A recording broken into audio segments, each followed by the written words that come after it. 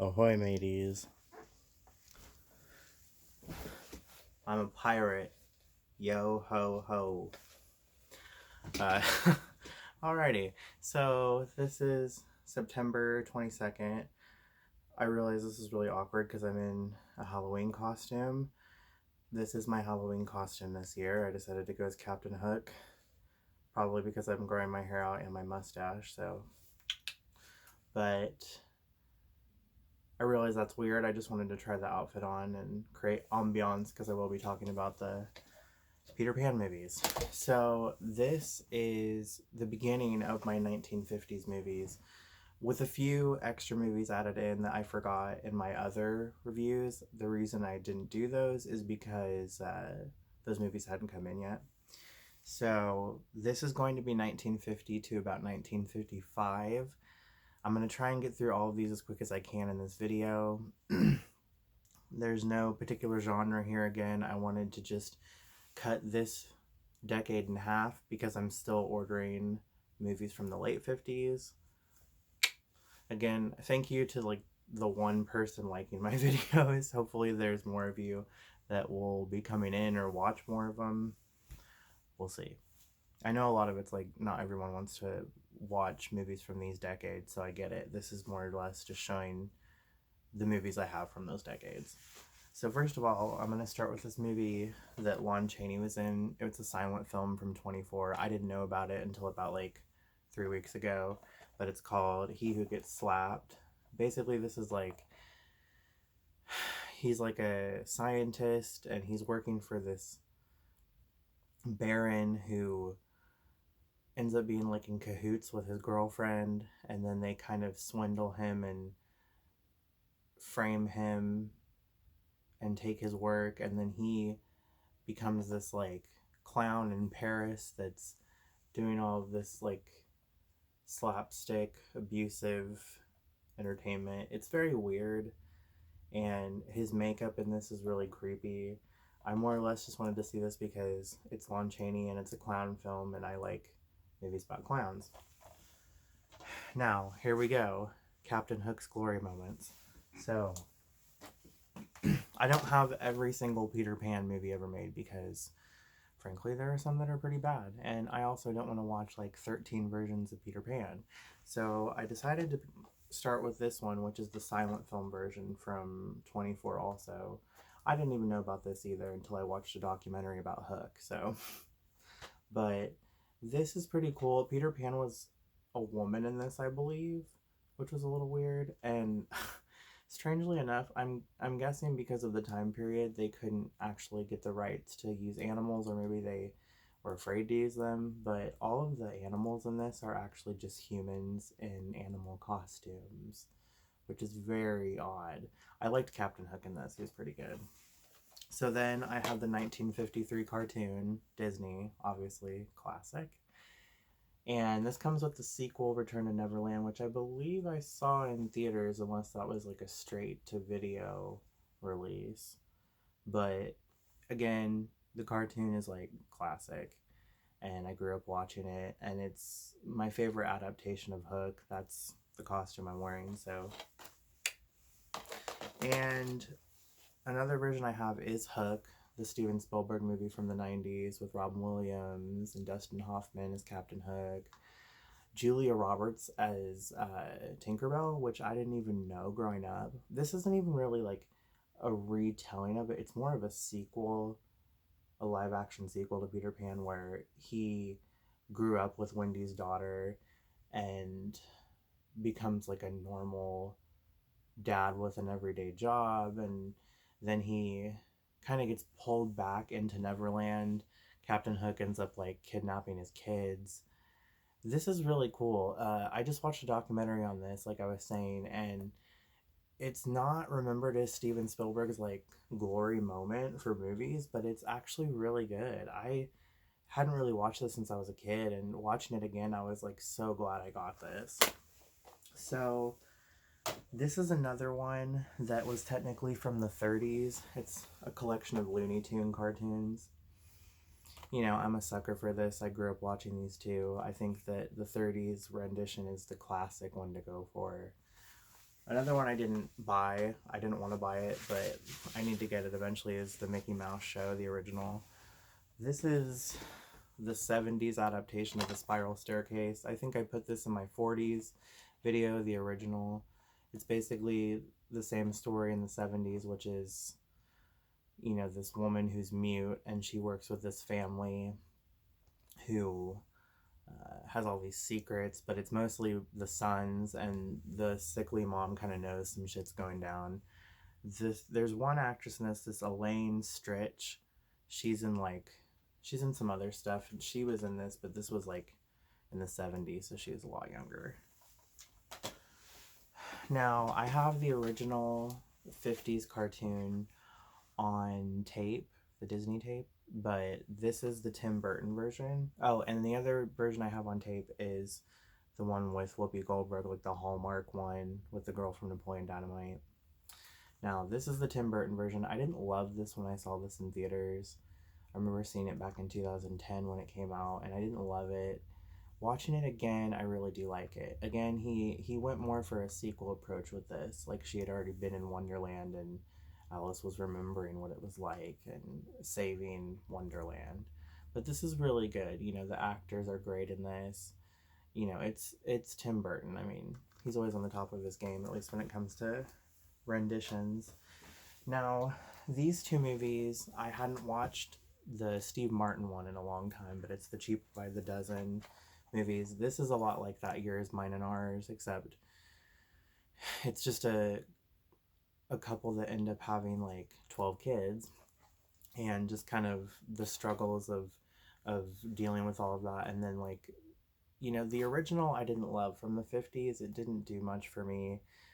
The dad seemed very like militant and awkward in this. I didn't vibe to this one too well. But the Steve Martin one, I really do like that, with Hilary Duff. It's a really good movie, and I'm a sucker for Steve Martin movies just because he's not always like super funny, but he just picks good movies sometimes. The sequel with Eugene Levy, I haven't watched that one. I think they go on like a camping trip in that. Now, these movies are classic, and I have a few renditions of this because, again, it's one of my favorite Disney stories, and it's Cinderella. So obviously I had to get the cartoon version because, you know, Cinderella. Now, this is the one with Brandy and Whitney Houston. I watched this growing up too and really liked this. The music in this is amazing. The outfits are amazing. It's really cool to watch. At least I think it is, especially if you like grew up watching it. Now, this one, I don't really know if it's a Cinderella rendition or not, but it seems somewhat similar, and it's The Princess Diaries. I have the first one with Anne Hathaway and I have to look up her name, Julie Andrews. I have that one on tape, but this is the second one. This one's good too, but the first one's obviously way better. And then I have the Cinderella Story trilogy. I haven't watched the Lucy Hale one, but I really did like the first one and the one with Selena Gomez. And this actually had the two girls from Ginger Snaps in it, Catherine Isabel and Emily Perkins, which I thought was really interesting that they were in that. And the last Cinderella version I have, and I do have Ever After with Drew Barrymore from the 90s, which is another rendition of it, which you definitely need to check out if you haven't. I mean, it's really cool the way they kind of try to interpret it through something historical. I don't want to give it away, but you'll have to watch it. But I also have this one, Cinderella, the 2015 version. Now, this one was just okay, I thought, but it had that Helena Bonham Carter as the fairy godmother. It was decent. This one, I prefer the Steve Martin versions, but it's Father of the Bride with Elizabeth Taylor. This was a really good movie. I mean, for the time period, I thought it was still pretty funny. I mean, you really felt bad for the dad in this, like what he had to go through preparing for his daughter's wedding and dealing with her marrying this guy that he barely knew. I I mean, you really feel for him in this, but the Steve Martin one's good too. However, I would say that The Father of the Bride Part 2 of the Steve Martin ones is actually better. I personally think it's better than uh, the first Father of the Bride. You're probably watching this thinking, why the fuck is Captain Hook trying to give me advice on what 50s movies to watch? Then I got this one called Sunset Boulevard. Now, this one I had known about for a long time and had, my grandparents had this movie and I had wondered about it, but I had never really watched it or anything. I didn't watch the whole thing because it is kind of a downer, but basically it's this guy who lives in Hollywood and he's like, he kind of owes people a lot of money. He's getting himself into these sketchy situations, but he's just trying to be like a writer. And he stumbles upon this woman who's kind of hiding out, like, in Hollywood. And she hasn't acted in a long time. She was like acting in silent films and then she kind of went away.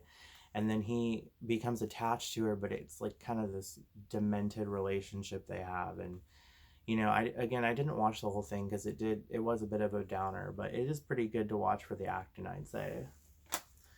Now, these are the Day the Earth Stood Still movies. This is before War of the Worlds, but this is basically like, it's kind of hard to explain. Kind of like a Twilight Zone. I mean, aliens show up on Earth.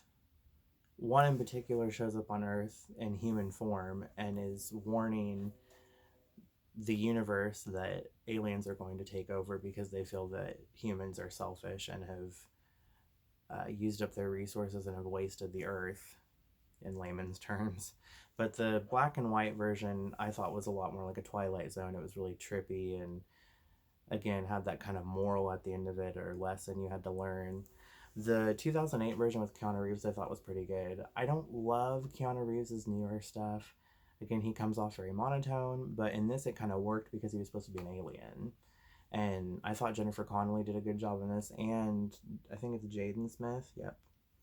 And Kathy Bates is in this too. These are both pretty good. This one's good for like a more modern twist on it, but this is good for like if you're kind of going for like a Twilight Zone vibe. These are the Thing movies. The Thing from Another World, which came out I think in 51. It's basically the story of these people in Antarctica, and in this one they're scientists and they're out there and they find like a ship that landed in the ice or like has been in the ice for some time, and then they dig it out. You know the story if you're like into alien stuff, but I think the version from the 80s that John Carpenter made is a lot more visceral and on point and kind of structured better. There are some cool sequences in the 50s version though that aren't in the John Carpenter version. But it's crazy how he kind of sets this up for himself, because in Halloween, which came out in 78, there's a scene where he's showing clips from the Howard Hawks version, and then he ends up directing the remake in 82. So it's like crazy how he set that up for himself. But this is the version with Kurt Russell, and this one just goes a lot harder and, again, is more visceral to watch. So this is the one I would recommend. There's a prequel that came out in 2011 that they just called The Thing. This one's just okay. I remembered it being a lot better than it was when I watched it the second time. Didn't really do as much for me the second time, but I would say check it out if you're into wanting the whole story, because it does connect to the 82 version at the very end.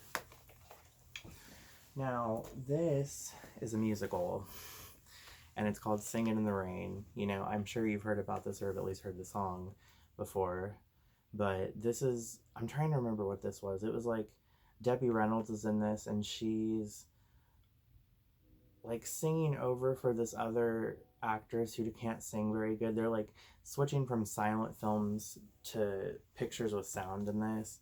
So they're trying to find someone to sing over this actress's voice who can't sing very good. But the actor who's in the movie with the other actress ends up falling for Debbie Reynolds because he likes her more. This is a pretty good one to watch if you like musicals from the 50s.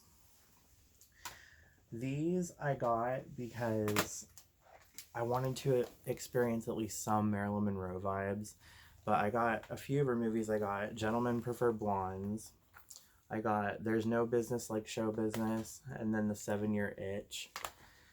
Gentlemen Prefer Blondes was pretty good.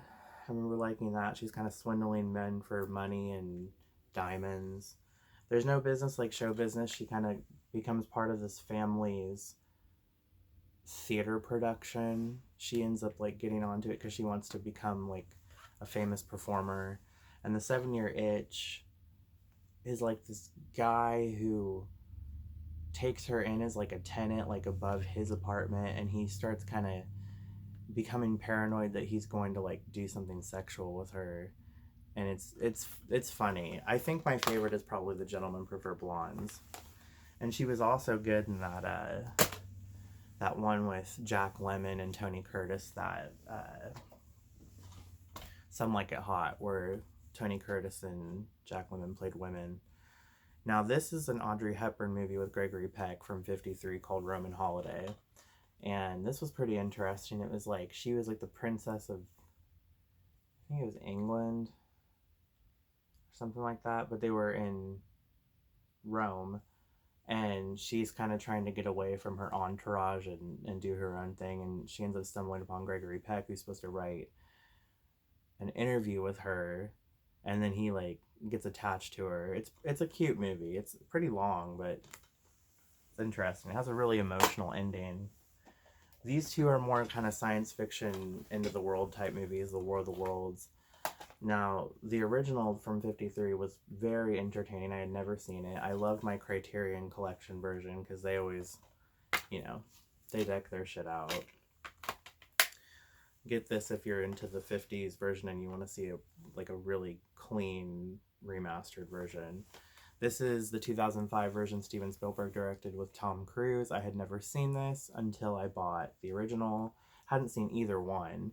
And the only thing I had seen of this is the spoof in Scary Movie 4 where they're making fun of this. So it was a little hard to watch this with a straight face, but it was pretty well done, for me not seeing it before. I've always said I like Tom Cruise movies, even though, again, personality-wise, I get why he gets shit on. But as an actor, he's pretty good. I mean, he picks good movies. This one I wanted to get because I'm, again, a fan of Disney movies, and I found out they had that ride at Disney World a long time ago. It's that 20,000 Leagues Under the Sea. This has that James Mason in it and Kirk Douglas, which is Michael Douglas's father. And this is basically, this is another hard one to kind of explain too. But it's basically the story of like Captain Nemo and how he's trying to find this giant squid, and then I don't even know. You just have to check this out. It's really hard to explain this in technical terms. Now, these are kind of movies I used to kind of laugh at and not really want to get involved with just because there's so many spoofs of it, but I really think you should check it out if you're into science fiction movies and disaster movies, and it's the Godzilla. This is the original Japanese version from '54. Again, the Criterion Collection version, but it's, the story, it's the giant creature that ends up taking over the city and tearing it apart. And then this is the Matthew Broderick version from, I think, '98. And I had never really watched this before. It was interesting. They kind of tried to connect it to Chernobyl and, the radiation and shit. It was interesting. I'd say the '50s version is better, the Chinese or the Japanese version, but again, you have to read subtitles. These, I guess you would technically consider these musicals, but it's the Star is Born movies. Now this isn't all of them. There's one like in the '30s with Katharine Hepburn, I believe, but this is the one from the '50s with Judy Garland.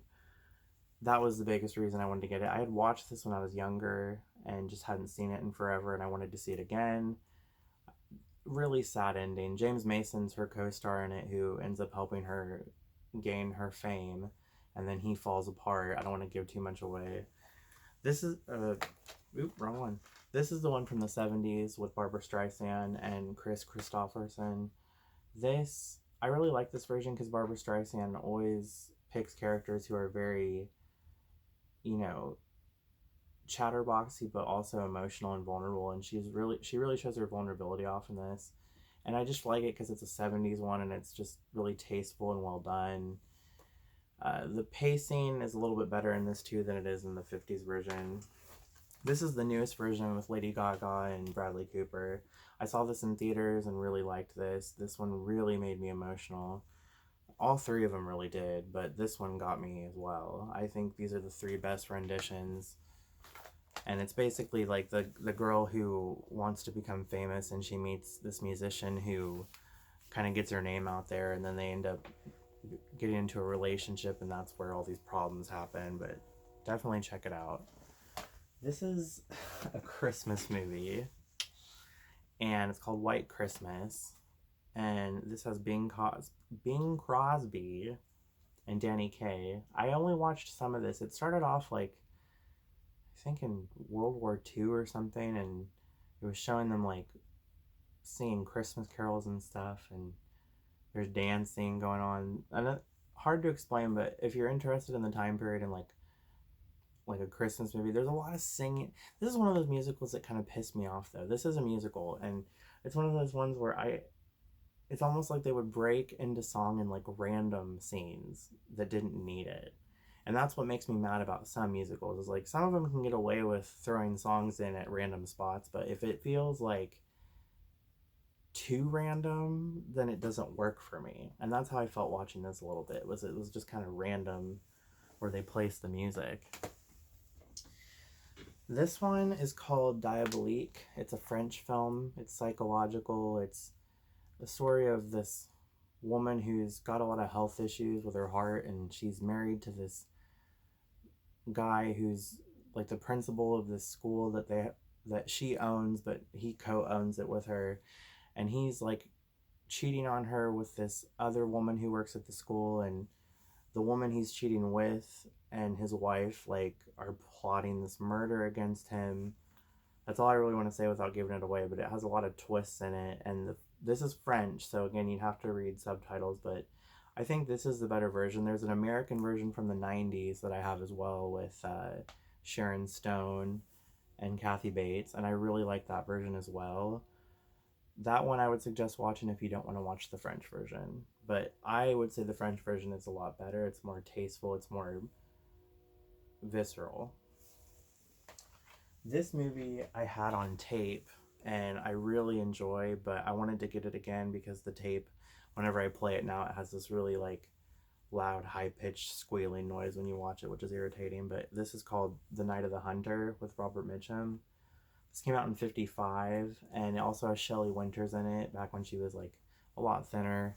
But she, basically, this movie is about this guy who's like a crooked, he's like a, just kind of a crooked man. I mean, he's all about his religion, but it's very twisted, and he uses it to kind of plot against people. And he ends up going to jail, and his cellmate is this guy who hid a bunch of money somewhere in his house. And so Robert Mitchum, when he gets out of jail, he goes to this guy's house and he starts kind of trying to swindle Shelley Winter. She was the wife. The husband ends up dying in jail. He ends up getting hung. But Robert Mitchum kind of steps in on this family and is trying to get to the money, and the kids know where it is, and the son's trying to like cover it up. It's a really good movie, and it's adventurous, and it's a thriller. It's just a lot of different feelings, but it is very well done. The last one I have in the collection is Rebel Without a Cause with James Dean. I had never really watched any James Dean films. This was just the one I felt I should get because, you know, it's the one I knew most about and had heard more about. And this movie is basically like James Dean kind of gets involved in this gang that are trying to fight him, and he's trying to not get involved in sketchy shit because his stepfather, I think it's his stepfather. I think I'm thinking of a different movie now. But anyways, he's trying to like not get into any trouble, and then he gets kind of thrown into this big mess with this gang, and he only really has like one good friend. It ends up getting really tragic towards the end, but it's good stuff. I would say check it out if you want at least one James Dean experience. But he's had a few other movies. Anyways, that's all of my 50s movies from 1950 to 55. I will be doing a part 2 of this, which is going to be 1956 through 1959, just to, again, I was going to wait to do this video, but I was also becoming impatient because I don't know what that duration is going to be. So I hope you enjoyed watching. I hope you enjoy my costume. This is what I plan on wearing for my Halloween party with my sister. I don't know. I might end up buying another costume. We'll see. But again, hope you enjoy, and thank you for watching.